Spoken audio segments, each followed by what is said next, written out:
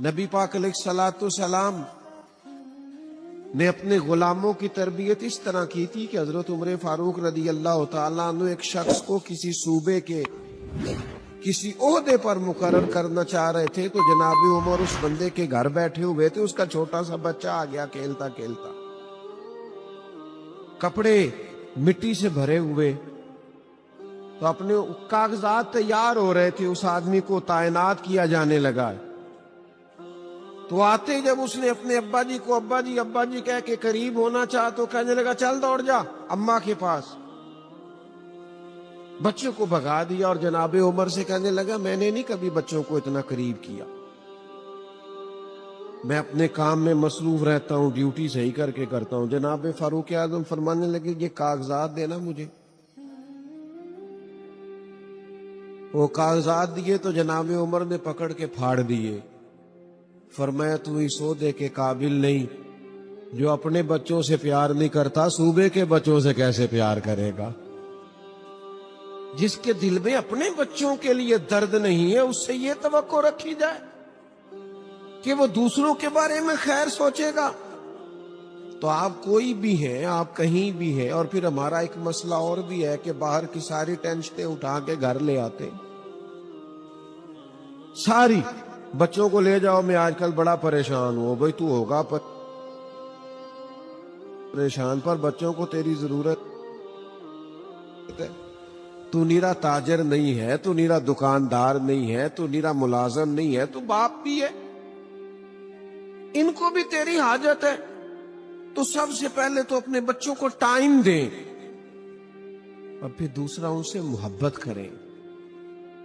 ہر وقت کی ڈانٹ ڈپٹ، ہر وقت کا شکوہ، ہر وقت کی وہ ایک بزرگ میرے پاس بچے کو دم کرانے لے آئے،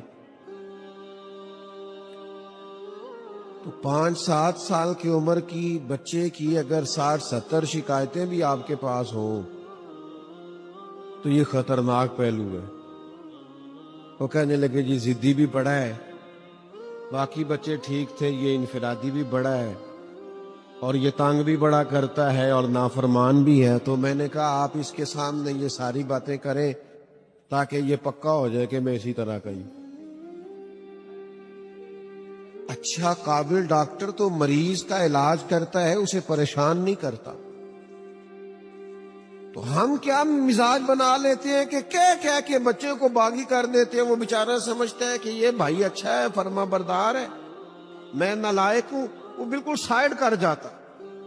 بچوں کی طبیعتوں میں بغاوت پیدا، آپ ان سے پیار کریں، لہجہ شفقت والا اختیار کریں۔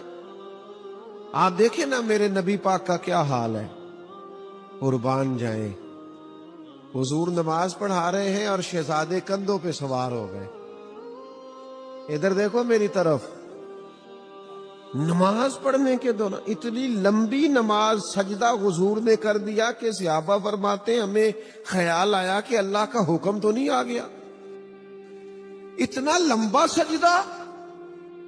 لیکن جب نماز مکمل ہوئی تو ہمارے چہروں پہ سوال تھا، تجسس تھا کہ حضور اتنی لمبی نماز، فرمایا وہ حسن اور حسین میرے کندھوں پہ سوار ہو گئے تھے، میں نے کہا ذرا خود ہی اتر جائیں گے پھر ہی سجدے سے سر اٹھاؤں گا۔ اللہ کرے آپ اس وارفتگی کو، اور صحیح بخاری میں حضور علیہ السلام کی سب سے بڑی نواسی جناب امامہ بنت زینب، یہ جناب زینب جو حضور کی سب سے بڑی بیٹی ہیں، ان کی بیٹی ہیں جناب امامہ، ان کے بارے میں بخاری میں موجود ہے کہ حضور نماز پڑھانے کے لیے آتے تھے تو بچی کو بھی اٹھا کے لے آتے تھے ساتھ، اور حضور قیام کرتے تو بچی باہوں میں ہوتی، رکوع اور سجدہ کرتے تو نیچے کھڑا کر لیتے۔ یہ محبت بچوں کے ساتھ نماز کے عالم میں بھی، اہل بیت اطہار کے ساتھ یہ پیار کر کے نبی پاک نے مجھے تجھے سمجھایا ہے کہ ان بچوں کو تیری ضرورت ہے، ان کا بچپنا پھول ہے، اور اس پھول کو ضرورت ہے کہ تو ان سے پیار کرے۔ اور امام علی مقام کی یاد منانے والوں، حضور کا اہل بیت سے پیار کرنا سبق بھی تو دیتا ہے نا، اس سے فیضان بھی تو پاؤ نا، اس سے اپنے بچوں کے لیے خیرات بھی تو اکٹھی کرو نا۔ اور پھر تیسری بات، محبت بھی ہوگی لیکن اس محبت میں دیت بھی ہوگی۔ کچھ لوگ یہ سمجھتے ہیں کہ ساری سہولیات گھر میں لے آنا ہی اصل کام ہے، بچوں کو تعمیر کرنا ہے، گھر تعمیر نہیں کرنا۔ فقط بنگلہ اور کوٹھی نہیں بنانی، بچوں کو تعمیر، جن لوگوں کے بچے قابل ہو جاتے ہیں، یہ سب سے بڑی انویسٹمنٹ ہوتی ہے۔ نبی پاک علیہ السلام شدید محبت فرماتے اہل بیت اطہار سے، لیکن اس کے ساتھ ساتھ جو تربیتی معاملات تھے، جو سمجھانے کا طریقہ تھا، جہاں بچوں کی تربیت کرنی ہے، ہم لوگ کیا کرتے ہیں؟ بچوں کی تربیت کے لیے سب سے زیادہ ضروری یہ ہوتا ہے کہ ماں باپ خود اپنے آپ کو چینج کریں، اپنے آپ کو بدلے۔ اگر ہم اپنے آپ کو بدلتے نہیں تو ہم یہ کہیں کہ میں 20 منٹ لیکچر دوں گا اور میرے بچے میری تقریر سے فیض یاب ہوں گے، تو بھائی یہ لیکچر باہر چلے گا، گھر میں نہیں چلتا۔ آپ کو عملاً ہمارے نا گلی سے ایک نوجوان گزرا کرتا تھا، تو ایک زمانہ ایسا تھا جب جوانوں کو نا ایک شوق لگا تھا موٹر سائیکلوں پہ تیز ہارن لگانے کا، وہ زور سے بجتے تھے تو بعض بڑے بورے پھر برا بلا بھی کہتے تھے، تکلیف ہوتی تھی۔ شاید آپ میں سے بھی کچھ لوگوں نے دیکھا ہو۔ اللہ کا شکر ہے اب وہ موٹر سائیکلوں پہ اتنے سخت ہارن اب نہیں نظر آتے، لیکن کچھ سال پرانے یہ رواج تھا۔ ایک نوجوان گلی سے گزرا کرتا تھا، ہارن بڑا تیز بجاتا تھا، اماں جی مریض تھی شوگر کی، تو بڑی تکلیف اس کے ہارن سے محسوس کرتی۔ تو وہ بعض جوانوں کا یہ حال ہوتا ہے کہ جس کام سے منع کرو وہ کام زیادہ کرتے ہیں۔ تو اس کو ایک کا دفعہ ہمارے گھر سے شکایت گئی، تو اب اس نے پکا پروگرام بنا لیا کہ اس دروازے پہ ضرور بجانا ہے۔ تو ایک دو دفعہ سخت سست بھی اسے کہا، بات جھگڑے تک بھی آئی، لیکن وہ بس نادان تھا، وہ ضرور بجاتا۔ پھر کچھ وقت گزرا، ٹائم بیتا، کچھ مہینے، کچھ سال، اس نے وہ کام چھوڑ دیا، ہارن بھی اس نے صحیح والا لگوا لیا اور خاموشی سے گزرنا شروع کر دیا۔ تو شرارتی شرارت نہ کرے پھر بھی ٹینشن ہوتی ہے، اب کیوں نہیں کر رہا، لوگ وجہ بھی جاننا چاہتے ہیں۔ تو وہ والدہ سے وہ مجھے کہنے لگی، انہوں پوچھی کی ہویا، ان کی میں صحیح ہو گیا ہے۔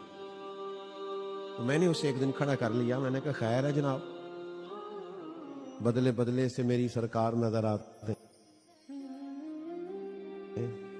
پہلے تو آپ اس طرح کے نہیں تھے۔ تو وہ شخص نہایت سنجیدگی سے کھڑا ہوا، اب تو اس نے نہایت سنجیدگی سے بات بتائی، کہنے لگا میرے گھر میں نا بیٹی پیدا ہوئی ہے، اور میری والدہ نے مجھے کہا ہے پتر تیاں دے پیو انج دیاں حرکتاں نہیں کرتے، تو بیٹی کا باپ۔ بس میں سمجھ گیا، اب اس کے بعد چھوڑ دی ساری چیز، بیٹی کا باپ۔ اللہ کرے آپ کو اور مجھے سمجھ آئے ان چیزوں کی۔ جب بچے ہو جائیں پھر انسان کا کردار، عمل، آپ کو پتہ ہے جب ماں باپ لڑتے ہیں تو بچوں کی کیفیت کیا ہوتی ہے؟ ڈاکٹر کہتے ہیں سب سے زیادہ ڈپریشن کا شکار وہ بچے ہوتے ہیں جن کے ماں باپ سخت لڑائی کرتے ہیں۔ آپ اپنے بچوں کی کیفیت دیکھیں، روتے کس طرح سے، جھگڑے تک بھی آئی، لیکن وہ بس نادان تھا، وہ ضرور بجاتا۔ پھر کچھ وقت گزرا، ٹائم بیتا، کچھ مہینے، کچھ سال، اس نے وہ کام چھوڑ دیا، ہارن بھی اس نے صحیح والا لگوا لیا اور خاموشی سے گزرنا شروع کر دیا۔ تو شرارتی شرارت نہ کرے پھر بھی ٹینشن ہوتی ہے، اب کیوں نہیں کر رہا، لوگ وجہ بھی جاننا چاہتے ہیں۔ تو وہ والدہ سے وہ مجھے کہنے لگی، انہوں پوچھی کی ہویا، ان کی میں صحیح ہو گیا ہے۔ تو میں نے اسے ایک دن کھڑا کر لیا، میں نے کہا خیر ہے جناب، بدلے بدلے سے میری سرکار نظر آتے، پہلے تو آپ اس طرح کے نہیں تھے۔ تو وہ شخص نہایت سنجیدگی سے کھڑا ہوا، اب تو اس نے نہایت سنجیدگی سے بات بتائی، کہنے لگا میرے گھر میں نا بیٹی پیدا ہوئی ہے، اور میری والدہ نے مجھے کہا ہے پتر تیاں دے پیو انج دیاں حرکتاں نہیں کرتے، تو بیٹی کا باپ۔ بس میں سمجھ گیا۔ یا ایھا الذین آمنوا اتقوا اللہ وکونوا مع الصادقین، اے ایمان والو اللہ سے ڈرو، سچوں کی سنگت اختیار کرو۔ ہمارے ہاں جتنے بھی لوگ بگڑتے ہیں نظریاتی بگاڑ کا شکار ہوتے ہیں، رافضیت، تفضیلیت، خارجیت، اور بھی دنیا میں جتنے باطل نظریات کے حامل لوگ ہوتے ہیں، آپ کبھی ان کو ٹٹول کے دیکھیں تو کسی نہ کسی برے آدمی کی صحبت میں پہلے بیٹھتے ہیں، اس کے ساتھ تعلق بنتا ہے، دوستی ہوتی ہے، کچھ نہ کچھ اس کی باتوں کا اثر ان کی شخصیت پر نظر آنے لگتا ہے۔ یہ اتنا اہم، اتنا بنیادی اور اتنا ضروری مسئلہ ہے کہ نبی کریم صلی اللہ تعالی علیہ وسلم نے فرمایا ہے کہ انسان اپنے دوست کے دین پر ہوتا ہے۔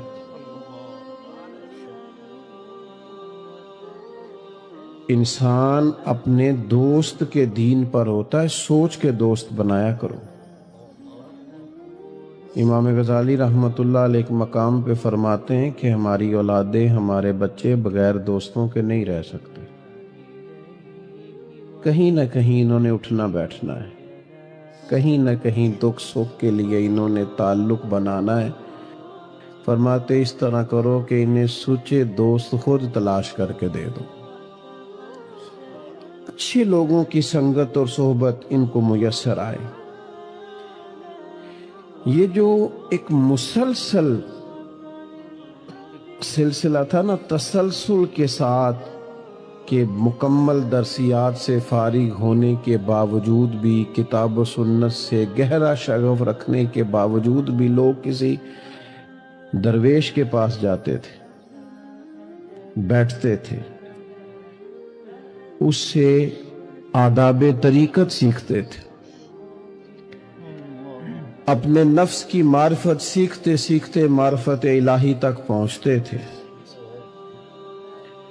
وہ بڑی اہم اور بنیادی ضرورت سے بڑا پہلے آگاہ ہو گئے تھے، انہیں سمجھ آ گئی تھی کہ ہمیں کہیں جانا چاہیے اور ہمیں اللہ اللہ سیکھنی چاہیے۔ آج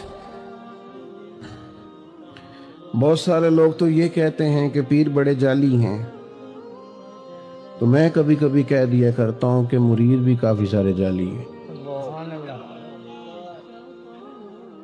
آپ نے ناراض نہیں ہونا، مرید بھی کافی سارے۔ دیکھو نا، سالوں پہلے حضرت سلطان صاحب رحمت اللہ علیہ نے شکوہ کیا ہے، کہتے ہیں رب دا طالب کوئی نہیں ملیا، کہتے جو ملیا طالب زردہ ہو، کہ تو دعا کرانے آئے ہیں، گلے میں برکت ہو جائے، پیسے چار آ جائے، رب دا طالب کوئی نہیں ملے الا ماشاء۔ وہ بھی کہاں اللہ اللہ سیکھنے جاتے ہیں، کہاں وہ تربیت پاتے ہیں، کہاں خالی کشکول لے کے جاتے ہیں۔ تو رب کریم کے بندوں کی صحبت، اللہ تعالیٰ کے بندوں کی باتیں، اللہ کے لشکروں میں سے لشکر،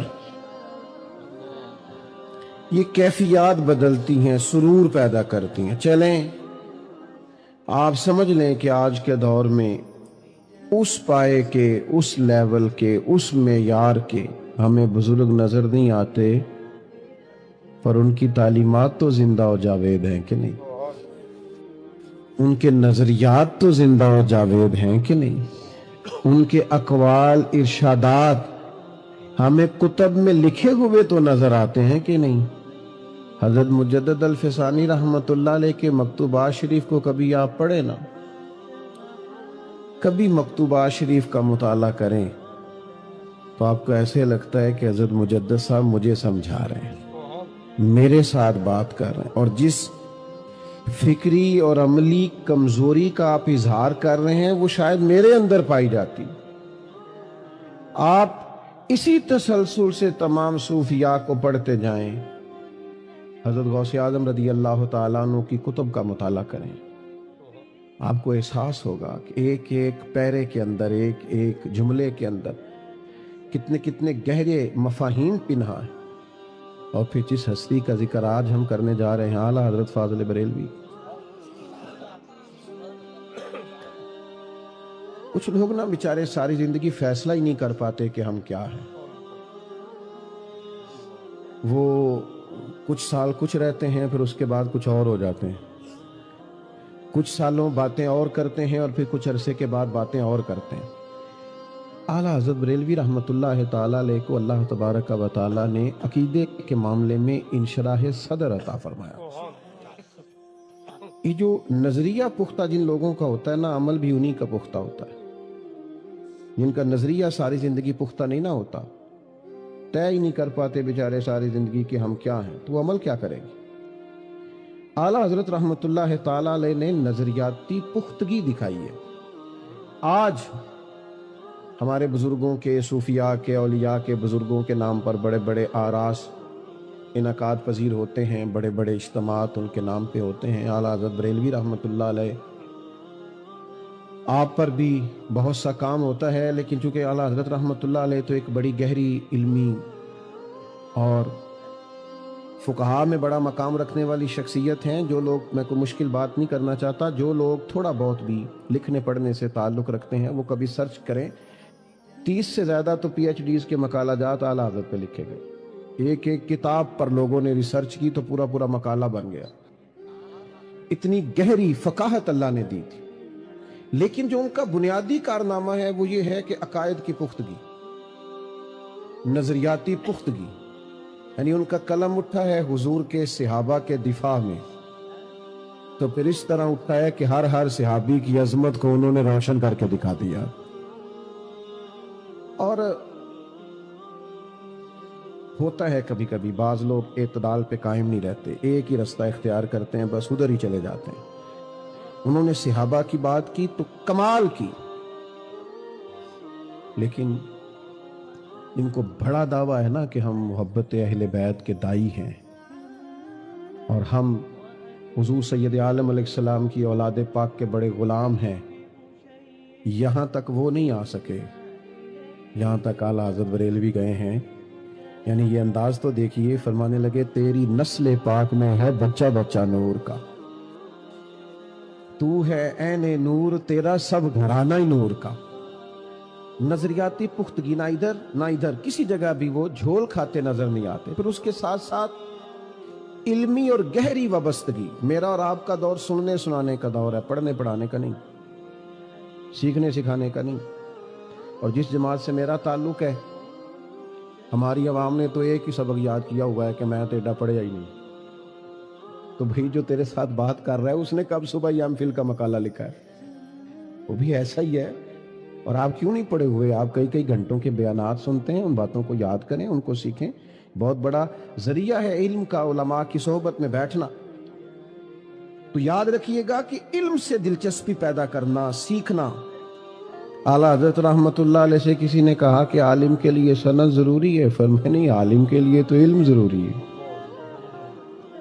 اس کے پاس تو علم ہونا چاہیے۔ اسناد تو بعض اوقات مل ہی جاتی ہیں۔ تو بھائی اعلیٰ حضرت رحمت اللہ تعالی علیہ بہت بڑے درجے کے عالم تھے، اور اس معیار کے عالم تھے کہ جو امدادی علوم ہوتے ہیں نا، کسی چیز کو سمجھنے کے لیے امدادی کتب ہوتی ہیں ضرورت کے لیے، آپ کبھی سرچ کریں تو میری طرح جن لوگوں نے کالجز میں وقت گزارا ہے، بڑا مشکل کام ہے ریاضی کو حل کرنا۔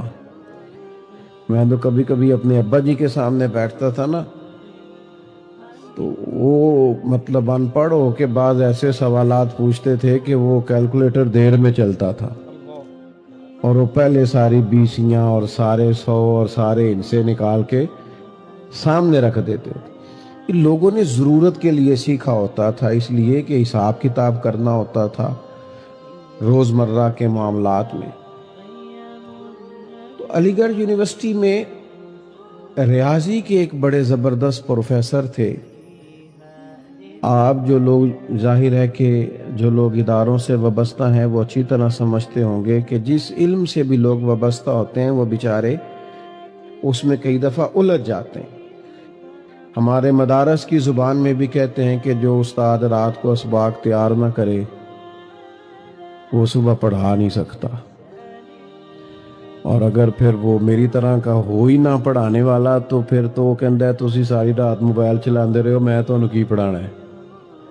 پھر تو ویسے ہی وہ اجازت لے کے رخصت ہو جاتا ہے، اللہ ماشاءاللہ۔ تو کچھ امدادی چیزیں بھی سیکھنی پڑتی ہیں۔ تو وہ بڑے زبردست ٹیچر تھے ریاضی کے اور بڑی گہرائی رکھتے تھے۔ بعض لوگ نا اپنے مشن سے بڑے وابستہ ہوتے ہیں، بات کی سمجھ نہ آئے تو سینئر سے رابطہ کرتے ہیں، کتابیں دیکھتے ہیں، غور کرتے ہیں، جان نہیں چھڑاتے، اترتے ہیں گہرائی میں۔ تو بڑے زبردست ان کا ذوق تھا ریاضی کے حوالے سے۔ تو ایک مسئلہ حل نہیں ہو رہا تھا تو پوری علی گڑھ یونیورسٹی میں شور ہو گیا کہ سر کا ریاضی کا مسئلہ نہیں حل ہو رہا۔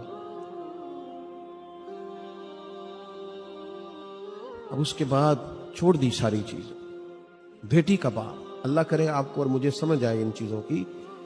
جب بچے ہو جائیں پھر انسان کا کردار، عمل، آپ کو پتہ ہے جب ماں باپ لڑتے ہیں تو بچوں کی کیفیت کیا ہوتی ہے؟ ڈاکٹر کہتے ہیں سب سے زیادہ ڈپریشن کا شکار وہ بچے ہوتے ہیں جن کے ماں باپ سخت لڑائی کرتے ہیں۔ آپ اپنے بچوں کی کیفیت دیکھیں، روتے کس طرح سے، کہاں کس طرح سے، یا والدین لڑائی کرتے ہیں، آپ اپنی انا کی خاطر اپنے بچوں کو تکلیف دے رہے ہیں۔ تھوڑے کے لیے ہارنے کو تیار نہیں، اولاد ٹوٹ گئی، بکھر گئی، تکلیف میں آ گئی۔ اللہ کے محبوب علیہ الصلوۃ والسلام نے ٹائم بھی دیا، محبت بھی کی، اور پھر تربیت بھی فرمائی۔ تربیت صحیح بخاری آپ کو ملے گا، صدقے کی کھجوریں پڑی تھی، امام حسین نے ایک کھجور اٹھا کے منہ میں رکھ لی تو اللہ کے رسول نے انگلی ڈال کے نکال دی، فرمایا بیٹا میری اولاد کے لیے اللہ نے اسے جائز نہیں رکھا، تو بھی مہربانی کرنا، تیرے محبوب کا طریقہ ہے، جو تیرے بچے کے لیے جائز نہیں وہ انگلی ڈال کے باہر نکال دے، خبردار بچے کے حلق سے گزرنے نہ دینا، فقط وہ روزی کھلانا جو اس کے لیے جائز ہے۔ اس کو بتا کہ بیٹا مزیدار کھانا نہ ہوٹل کا ہوتا ہے، نہ فاسٹ فوڈ کا ہوتا ہے، نہ مہنگے جگہ سے خریدا ہوا ہوتا ہے، انہیں بتاؤ کہ مزیدار کھانا صرف ہوتا ہے جو حلال کی کمائی سے آتا ہے، جس میں کسی کا حق شامل نہیں ہوتا، کسی کی بدعاش، وہ حلال طیب ہوتا ہے، وہ مزیدار ہوتا ہے فقط۔ میں ایک دفعہ اپنے ابا جی نو کیا، میں کہ ابا جی تو کھانے کی پسند ہے؟ فرمان لگے پتر جے تے لگی ہوئے پوکتے پھر ہر شائی پسند ہے، تو یہ نہ لگی ہوئے تھے پھر کوئی چیز بھی مزہ، بھوک لگ جائے کبھی دوپہر میں اور گھر میں روٹی تازی پک جائے اور اچار گھر کا ہو تو اتنا مزہ کوئی اور شاید دیتی ہی نہیں۔ شرط یہ ہے کہ بھوک ہو، تو اپنی طبیعت میں ان چیزوں کی طلب پیدا نہ کرو جو کھانے کے بعد سینے پہ کھڑی ہو جاتی، جو کھانے کے بعد دعائی کا مطالبہ کرتے، حلال اور طیب، یہ نبی پاک علیہ السلام نے سبق دیا۔ کتنی سہولتیں ڈھونڈ رہے ہیں ہم اپنی اولاد کے لیے، گھر میں سواری ہے، موٹر سائیکل ہے، پھر جناب بڑا بہترین رہائش ہے، پھر اس میں اے سی ہے، نتیجہ کیا ہے؟ آپ کا گھر نتیجہ خیز تب ثابت ہوگا جب آپ کے بچوں کی طبیعت کام کرنے کی ہوگی، بھاگ دوڑ کے آگے بڑھ کے جدوجہد۔ اگر ان کو آپ نے اتنا، ان کا وجود آپ نے سہل پسندی والا بنا لیا ہے کہ پانی کا گلاس دیتے بھی انہیں ٹینشن ہوتی ہے، تو پھر آپ نے جو سہولتیں جمع کی ہیں وہ تکلیف کا باعث ہے، پھر اس کی وجہ سے آپ نے صلاحیتیں ضائع کر دی ہیں بچوں کی۔ آج کتنے پوچھیں کہ بیٹی کے بارے میں کچھ بتائیں تو ہر دوسرے آدمی کی بیٹی دکھی ہے، جاگ رہے ہیں آپ لوگ؟ ہر دوسرے آدمی کی بیٹی دکھی ہے، بڑی تکلیف ہے جی، بڑی آزمائش ہے جی، بڑی پریشانی، سب لوگ پریشان ہیں، رونا رو رہے ہیں۔ اتنا زیادہ آپ لوگ ماشاءاللہ آئے ہیں، اتنے بڑے لوگوں میں سے کیا کوئی ایک شخص بھی یہ بتا سکتا ہے کہ میری بیٹی اتنا کام کرتی ہے کہ اس کے ہاتھوں میں چھالے پڑ جائیں؟ ہر آدمی یہ تو کہہ رہا ہے بڑی غریبی ہے، بڑی پریشانی ہے، بڑے دکھ ہے، اتنا کام بھی کسی کی بیٹی کرتی ہے کہ دستے مبارک میں ہاتھوں میں چھالے پڑ جائیں؟ لیکن کائنات کی سب سے شانوں والی بیٹی تو کرتی تھی، سیدہ طیبہ طاہرہ جان احمد کی راحت پہ لاکھوں سلام، تو اتنا کام کرتی تھی، ہاتھوں میں چھالے پڑ جاتے، وہ تو جھاڑو دیتی تھی، آٹا گوندتی تھی، گھر میں لیپا پوتی کرتی تھی، چکی پیس کے۔ شاید آج کا تگڑا جوان سہولیات کے زمانے میں چکی نہ چلا سکے، سیدہ پاک چکی پیس کے اس سے اپنے بچوں کو کھانا دیتی تھی. کہاں کھڑے ہیں میں اور آپ؟ حضور کی اولاد پاک کا ذکر کرنے والوں اور محبوب کی اولاد کی محبت میں آنے والے خوش نصیبوں، بات کو سمجھو. شہزادی اتنا کم. اور آپ کو صحیح حدیث میں بخاری مسلم میں روایت ملے گی، سیدہ فاطمہ نے ایک دفعہ کے عرض کیا تھا، یا رسول اللہ صلی اللہ علیہ وسلم، چکی پیس پیس کے چھالے پڑ گئے، حضور آپ کے پاس غلام آئے ہیں، اگر ایک غلام مل جائے تو گھر کے کام کاج میں میرا ہاتھ بٹائے گا. پڑھو نا بخاری. تو کریم نے کیا فرمایا؟ حضور فرمانے لگے، فاطمہ 33 بار سبحان اللہ پڑھا کریں، 33 بار الحمدللہ پڑھا کریں، 34 بار اللہ اکبر پڑھا کریں. یہ تسبیح جب ختم ہوگی اللہ غلام آزاد کرنے کا ثواب عطا کرے گا. لیکن معنی کیا نکلا؟ ترجمہ کیا ہوا کہ چکی آپ نے خود ہی پیسنی ہے، آٹا خود ہی گوندنا ہے، گھر کے کام کاج آپ نے یہ سبق پڑھائے نا ابا اپنی بیٹی کو. وہ تو کہتا ہو بچی آئی تھی بڑی تکلیف میں. بھئی آپ اسے یہ سبق دیں جو حضور نے اپنی شہزادی کو دیا. گھر کے اندر کام کاج کرنا، ذمہ داریوں کا احساس کرنا اور بھاگ دوڑ کے محنت کرنا، یہ ان کا طریقہ تھا. مجھے ایک دفعہ ایک دوست نے فون کیا، کہنے لگے علماء تقریر کر دیتے ہیں، ہم سن لیتے ہیں، لیکن کچھ چیزیں ایسی ہوتی ہیں جو عقل کے ترازو پر تولنا مشکل ہو جاتی ہیں. 3 دن آدمی کھانا نہ کھائے، پانی نہ پیے، اور پھر اس کے بعد آپ یہ بھی بیان کرتے ہیں کہ وہ گھوڑے پہ سوار ہو اور جد و جہد کرے اور بڑی جانفشانی سے لڑے اور بہادری سے لڑے. یہ کیسے ہو سکتا ہے؟ رمضان شریف میں بعد اثر انسان کے وجود نڈھال ہو جاتا ہے پوری طرح. اور پیسے ہو تو ان کی صحت بھی اچھی رہتی ہے. ہوتا ہے لوگوں کو پیسوں سے پیار، شہرت سے بھی پیار ہوتا ہے. مانتے نہیں، تسلیم نہیں کرتے لوگ، شہرت سے بھی پیار کرتے ہیں. 2-4 لوگ تعریف کر دیں، کسی جگہ خوش آمد ہو جائے تو رات اچھی گزر جاتی. اور پھر آج کل تو سوشل میڈیا پہ معروف ہونے کے لیے جو حرکتیں لوگ کر رہے ہیں، سمجھدار آدمی ہے اور وفادار ہے اور ویسی کمزور حرکت کر دیتا ہے جو اس کی شخصیت سے میچ نہیں کرتی، صرف اسے معروف ہونا ہے. خدا مجھے ایسی خدائی نہ دے کہ اپنے سوا کچھ دکھائی نہ دے. بھائیوں سمجھیے گا اور یاد رکھیے گا، یہ جو دولت اور شہرت کی محبت ہے یہ بندے کا سارا من اجاڑ دیتی، باطن تباہ ہو جاتا. دیکھو نا کس ترتیب سے سمجھایا ہمیں نبی کریم علیہ السلام. نبی رحمت صلی اللہ تعالی علیہ وسلم فرماتے ہیں، 2 بھوکے بھیڑیے بکریوں کے ریوڑ میں کھلے چھوڑ دی. بھیڑیا ویسے ہی خطرناک ہوتا ہے، پھر بھوکا ہو. فرمایا 2 بھوکے بھیڑیے بکریوں کے ریوڑ میں کھلے چھوڑ دیے جائیں، اتنا نقصان نہیں کرتے جتنا دولت اور شہرت کی محبت انسان کے دل کا نقصان کرتی. سارا باطن اجڑ جاتا ہے. محبت تو کسی نہ کسی سے کرنی ہے، درد اگرچہ جان گزل ہے، میں کروں کیا کہ دل ہے.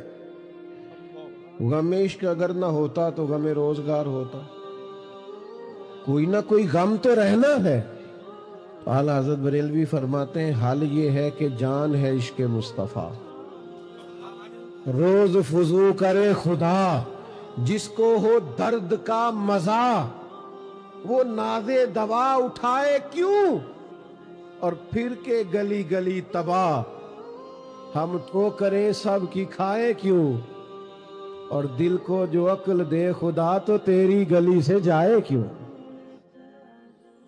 دل کو جو عقل دے خدا تو تیری گلی سے جائے کیوں. حضور سے محبت کرو، نبی کریم سے پیار کرو. حضور کا پیار سوار دیتا ہے آدمی کو، نکھار پیدا کر دیتا ہے، طبیعت بدل جاتی. آپ یقین کریں چسکا لگ جائے نا رات کو نعت سن کے سونے کا، مجھ سے ایک دوست نے کہا کہ جناب یہ آپ لوگ کہہ دیتے ہیں کہ امام جلال الدین سیوطی رحمۃ اللہ علیہ کو 70-72 بار حضور کی زیارت ہوئی، وہ کیسے؟ میں نے کہا بھائی یہ کوئی مشکل مسئلہ نہیں ہے، ایک تو یہ ہے کہ اس کا روحانی جواب ہے کہ ان کا قلب اتنا صاف تھا اور روح اتنی پاکیزہ تھی کہ انہیں زیارت ہوئی، لیکن ایک اس کا سادہ سا جواب بھی ہے۔ جو سارا دن سائیکل چلائے خواب میں بھی رات کو سائیکل ہی چلاتا ہے نا، جو سارا دن سفر کرے تو خواب میں بھی رات کو، صحیح کہہ رہا ہوں میں؟ بلا مثال و بلا تشبیہ، صرف سمجھانے کے لیے عرض کرتا ہوں، جو سارا دن مدینے والے کی حدیث پڑھے اور پڑھائے، جو سارا دن سیرت پاک کی بات کرے، الخصائص الکبریٰ میں جس طرح انہوں نے حضور کا حلیہ مبارک لکھا ہے، کس ذوق اور کس محبت سے سرکار کی بات کی ہے، تو جو سارا دن یہ کرے نا وہ رات کو مدینے والے کے جلوے بھی دیکھا کرتا ہے۔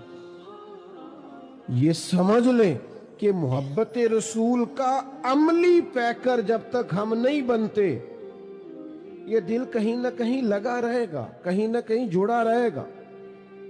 میں کچھ ایسے لوگوں کو جانتا ہوں جن کے پاس ہر خبر ہی مل جاتی ہے، کیونکہ بیچارے سوشل میڈیا سے سار اٹھاتے ہی نہیں، ہمیں بڑی دیر کے بعد پتہ چلتا ہے بعض چیزوں، لیکن کچھ نوجوان ایسے ہیں جو جڑے رہتے ہیں، ہر خبر سب سے پہلے ان کے پاس ہوتی۔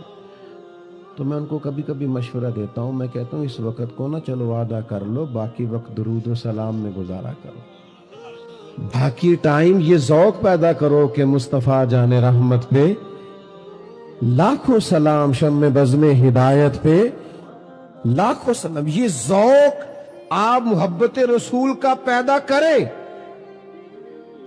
آپ کو سرور حاصل ہوگا، آپ کی زندگی میں کیف آئے گا۔ اور یہ اچھی طرح سمجھ لینا، میرے بچوں کو بڑی اچھی طرح پتا ہے کہ ہمارا والد پیسوں کے پیچھے بھاگتا ہے یا شہرت کے پیچھے بھاگتا ہے یا کبھی کبھی اکیلے میں حضور کی یاد میں بھی روتا ہے۔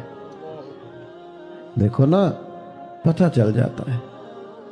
میرے دوستوں کو اچھی طرح پتا ہے جو میرے ساتھ ہوتے ہیں کہ کس معیار کا آدمی۔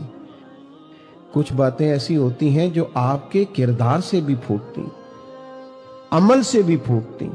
کچھ ضیائیں ایسی ہوتی ہیں جو آپ کو بتانا نہیں پڑتا، وہ ویسے روشنی بانٹتی رہتی ہیں۔ ہمارے بزرگوں نے ہمیں عشق رسول کا درس دیا ہے۔ ہمارا سب سے بڑا اثاثہ حضور کی محبت ہے، اور نبی کریم صلی اللہ تعالی علیہ وسلم کی محبت انسان کو سنوار دیتی، نکھار دیتی، تبدیلی لے آتی۔ یہ ایک عجیب سا نشہ ہے جو انسان کو بہت ساری آزمائشوں سے ویسے ہی بچا۔ حضرت عثمان غنی رضی اللہ تعالیٰ عنہ وضو کیا ایک جگہ، اٹھ کے مسکرانے لگے۔ اب میں یہاں بلا وجہ ہنسنے لگوں تو آپ کہیں گے مولانا سمجھدار آدمی ہو، خیر ہے کیوں ہنس رہے ہو؟ بعد میں کوئی خاص آدمی پوچھ لے آپ اس وقت ہنس رہے تھے، کیا ہوا تھا؟ حضرت عثمان غنی رضی اللہ تعالیٰ عنہ اتنے زیرک اور سمجھدار اور صاحب الرائے آدمی، بہترین تاجر، معاملہ فہم، زبردست مشورہ دینے والے، لاکھوں مربع میل پہ حکومت کرنے والے، شرم و حیا کے پیکر، اتنا بڑے قد کاٹ کا آدمی وضو کیا، مسکرا رہے ہیں۔ لوگوں نے کہا جناب خیر ہے، کیوں مسکرا رہے ہیں؟ فرمانے لگے پتہ نہیں۔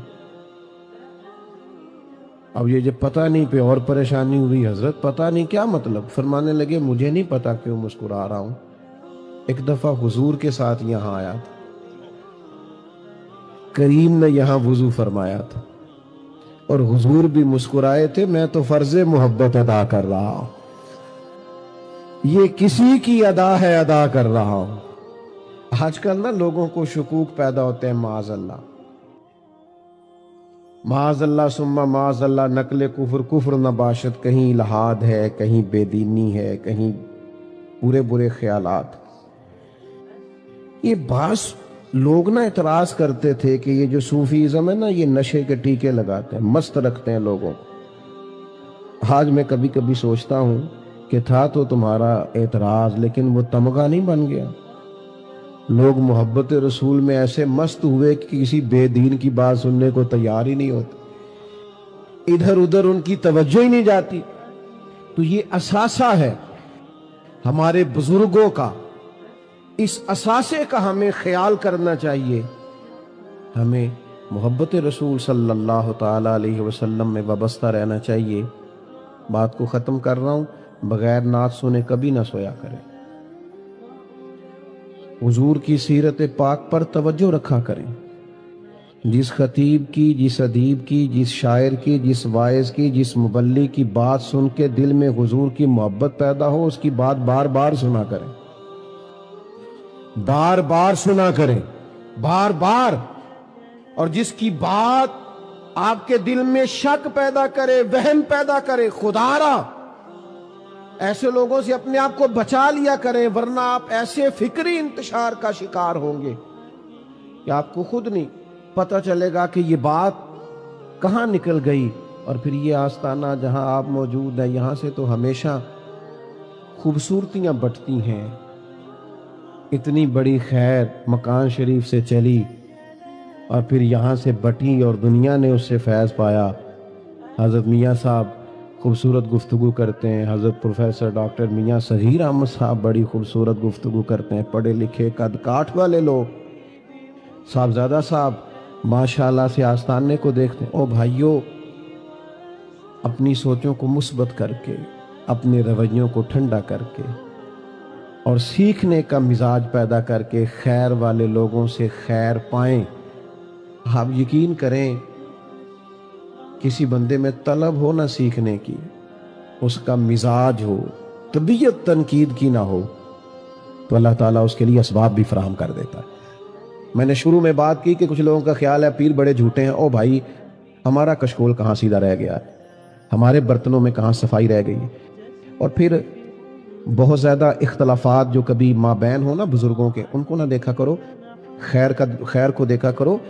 یہ جو اچھے لوگ ہیں نا، جیسے امام شافعی کا امام احمد بن حنبل سے ہو گیا، یہ جو صحیح العقیدہ لوگ ہیں، ان کے مابین اگر کبھی کوئی اختلاف ہو جائے تو وہ رحمت ہوتا ہے، وہ کرم ہوتا ہے، وہ عطا ہوتی۔ اور فروع کا اختلاف تو ویسے ہی بڑا رحمت والا ہوتا ہے، تحقیق کا دروازہ کھلتا ہے۔ تو خیر حاصل کیا کریں۔ عوامی سطح پر بعض اوقات اس بات کی بڑی پریشانی ہوتی ہے کہ ہم چھوٹی چھوٹی فروعی باتوں کو فروغ دے کر اپنے بزرگوں سے دور ہوتے ہیں، اس سے بچیں۔ یہ سارے خیر کے چشمے ہیں، وہ نقشبندی ہو، وہ قادری ہو، وہ چشتی ہو۔ ایک کالج کا دوست ایک دفعہ مجھے کہنے لگا زیادہ سلسلوں کی کیوں ضرورت؟ تو میرے ساتھ چونکہ اس نے وقت گزارا تھا، 2-4 سال ہم اکٹھے پڑے تھے، تو دوائی ہومیوپیتھک کی پسند کرتا تھا۔ تو میں نے کہا یار تجھے وہ والی دوائی پسند ہے، دوسرے کو وہ نہیں پسند۔ وہ کہتے لیٹ ہی بڑا کر دیے۔ تو بھائی یہ اپنا اپنا طریقہ علاج ہے، کسی کو کسی دوا سے فرق پڑتا ہے، کسی کو کسی دوا سے۔ ہم اپنے والد صاحب کو زور لگاتے تھے، کہنے سے نہیں بھائی میں تو کسی حکیم کو نہیں پوڑی لے کے کھانی۔ تو یہ اپنا اپنا طریقہ علاج ہے۔ تو اس میں یہ جو اختلاف ہے یہ باعث برکت ہے، یہ سارے خیر کے رستے ہیں۔ اللہ کے حضور دعا کرتا ہوں جو کہہ سکا ہوں اللہ قبول فرمائے، بات کرتے کہیں بھول گیا تو اللہ تعالیٰ درگزر فرمائے۔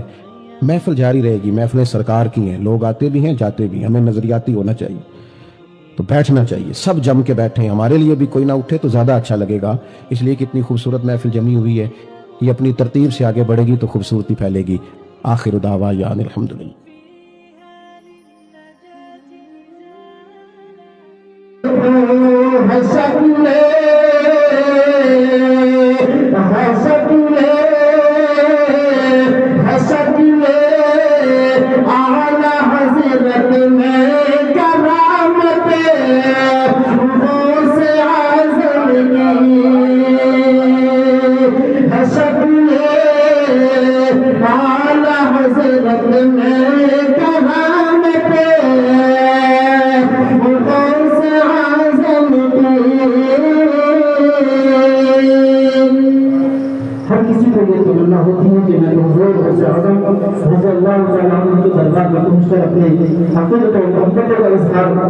پیش کروں تو شاعر لکھتا ہے کہ میرے دل